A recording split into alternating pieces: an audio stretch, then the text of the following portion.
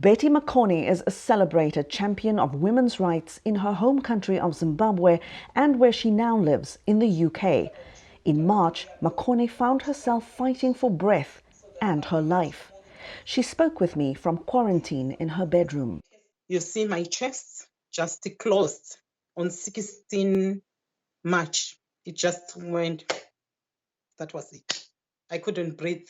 I called ambulance came and they took a swab. Then they were confirming to me that it must be corona symptoms, but they have to go and find out. So did the doctors tell you it was better to rush to hospital or stay home and weather it out there? The ambulance failed. I was not such a case that could be in critical hospital given the situation. I could be managed from home. My NHS 1 doctor was the one who called me to say it's chest infection. So we have to deal with the secondary symptom. I was bleeding, my nostrils. So they said it might be that we have to fight the infection, but you are not a hospital case at all. So I understood why I shouldn't go. It could be worse.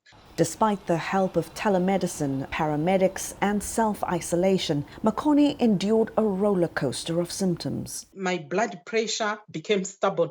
So I lost my eyesight. I had no idea that blood pressure is an underlying symptom. No idea and how it could connect to a virus. I was on antibiotic. I couldn't breathe well. But then they said I should start cardio exercise. So the mucus, the yellow mucus, one of it came out like a thick. I was scared. What kind of mucus would come out of a human being? It was so thick and yellow. So I started shivering. But then it smelled of blood. I couldn't breathe. Then I called the ambulance. My chest was like, whoo, whoo, whoo. So at that stage, they told me the virus must be lingering. It's horrifying. You feel death. I felt death. I gave up. There are moments when I lost my breath the second day, I said, I have lived enough on earth to go. I must go. Betty, how has this changed you physically and psychologically? So physically, I am much weaker. I'm much slower.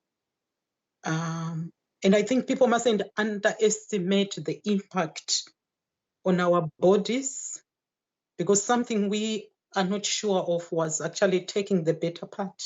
I'm a social worker by profession. I'm going to dedicate my life to the mental health of everybody who suffered coronavirus. My message would be, this is the time to prevent. Let's not allow this virus to come. Let's not wait for government lockdown. We will not ask about where it came from. We will ask where it is. So I want every woman to be armed. A lot of social problems are coming as well, economic problems. So we should be ready. It caught us unaware in UK, even in this first world country. The only thing we can do is let's prepare our homes for this. Learn from our mistakes. Most of us died on the front line. We don't want it to happen in the continent.